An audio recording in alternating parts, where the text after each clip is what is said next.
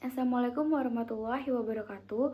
Perkenalkan, nama saya Sekar Siratul Ulia dengan NIM belakang 007 dari Prodi Manajemen Pemasaran angkatan 2022. Di sini saya akan membahas mengenai komunikasi interpersonal secara singkat. Komunikasi interpersonal adalah komunikasi yang dilakukan oleh satu orang kepada orang lain yang dapat dilihat langsung umpan baliknya. Kemudian, komunikasi ini dianggap efektif karena dapat merubah sikap, sifat, dan perilaku seseorang karena sifatnya yang dialogis berupa percakapan. Komunikasi interpersonal sendiri terbagi menjadi dua macam, yaitu komunikasi verbal dan juga komunikasi nonverbal. Komunikasi verbal contohnya seperti berbicara secara langsung, kemudian dapat melalui telepon, dapat melalui video, dapat melalui radio, televisi, media sosial, dan juga komunikasi secara tertulis. Komunikasi tertulis termasuk komunikasi verbal yang dapat dicontohkan melalui penulisan tangan ataupun penulisan melalui printer. Komunikasi verbal sendiri dilakukan contohnya seperti melalui email, melalui surat laporan, melalui memo Facebook, melalui Messenger, WhatsApp, dan lain-lain. Kemudian saya akan membahas mengenai persepsi secara singkat. Dalam komunikasi interpersonal, persepsi dapat dikatakan sebagai proses mengolah informasi yang meliputi sensasi, memori, dan cara berpikir. Sehingga lebih mudahnya persepsi adalah proses memilih, mengorganisasikan, dan menafsirkan rangsangan dari lingkungan sekitar kita, dan proses tersebut mempengaruhi perilaku atau sikap kita ke depannya. Jadi, persepsi ini adalah proses yang dilakukan individu untuk mengorganisasikan dan menafsirkan kesan-kesan sensoriknya untuk memberikan makna pada lingkungannya. Komunikasi interpersonal memiliki prinsip-prinsip sebagai berikut. Yang pertama, komunikasi interpersonal adalah proses transaksional di mana masing-masing saling bergantung satu sama lain. Komunikasi interpersonal secara konstan terus terjadi dan mengalami perubahan. Komunikasi interpersonal memiliki beberapa tujuan, diantaranya yang pertama belajar memahami orang dengan lebih baik, yang kedua membina hubungan yang baik dengan orang lain, yang ketiga mempengaruhi sikap dan perilaku orang lain, dan yang keempat sebagai teknik penyembuhan jiwa bagi beberapa orang. Komunikasi interpersonal dapat bersifat ambigu karena memberikan makna yang berbeda kepada orang lain. Kemudian, komunikasi interpersonal dapat merangsang pola perilaku yang sama atau yang berbeda kepada orang lain, serta komunikasi interpersonal tidak dapat dihindari, tidak dapat diulang, tidak dapat diubah, karena dalam suatu situasi interpersonal kita tidak dapat tidak berkomunikasi. Tahapan-tahapan hubungan interpersonal yang pertama adalah kontak. Kontak adalah persepsi di mana apa yang kita lihat, apa yang kita dengar, dan apa yang kita rasakan, dan kemudian setelah terjadi persepsi, kita akan dilanjutkan dengan kontak interaksional yang superficial dan relatif impersonal. Yang kedua adalah keterlibatan. Pada tahap keterlibatan, berkembang rasa kesamaan dan bergantung karena terhubung. Disinilah kita mengalami dan mencoba untuk belajar memahami lebih banyak tentang orang lain.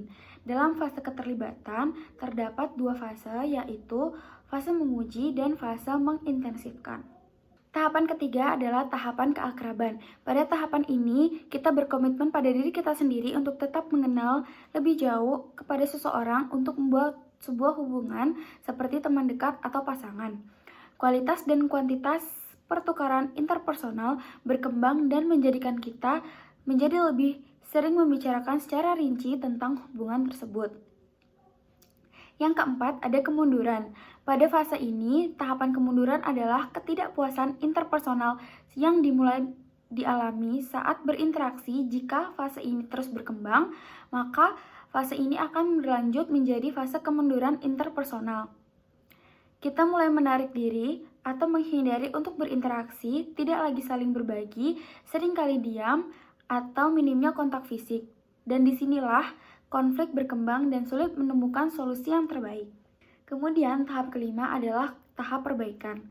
Pada tahap ini kita menelaah serta menganalisa apa yang terjadi, apa yang salah, kemudian menentukan titik terang atau cara untuk mengatasi keretakan hubungan yang terjadi.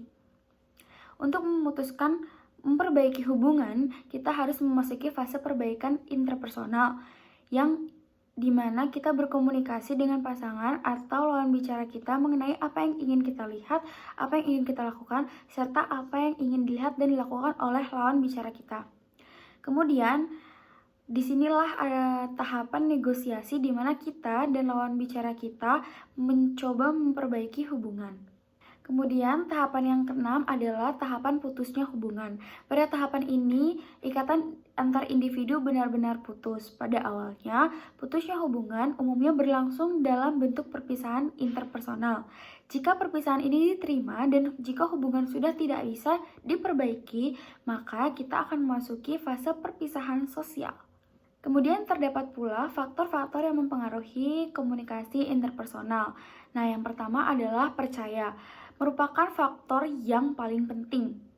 Percaya dapat diartikan sebagai suatu keyakinan kuat mengenai keandalan, kebenaran, kemampuan, kekuatan untuk percaya kepada seseorang.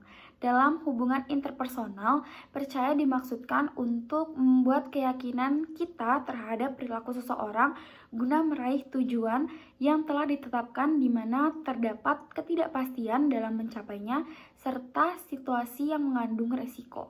Kemudian yang kedua adalah sikap sportif, di mana sikap untuk mengurangi resiko defensif dalam komunikasi. Dan yang ketiga adalah sikap terbuka. Sikap terbuka memiliki pengaruh yang besar terhadap keefektifan komunikasi interpersonal. Sikap terbuka ini dapat membuat kita menilai pesan lebih objektif karena didukung oleh data dan logika. Kemudian dapat dengan mudah melihat perbedaan nuansa dan lain-lain. Kemudian mencari informasi yang berasal dari sumber yang beragam, serta tidak terlalu kaku dalam mempertahankan kepercayaan yang dimiliki dan mencari makna pesan yang tidak sesuai dengan apa yang diyakininya. Sekian materi singkat yang dapat saya sampaikan. Mohon maaf apabila terdapat kesalahan. Wassalamualaikum warahmatullahi wabarakatuh.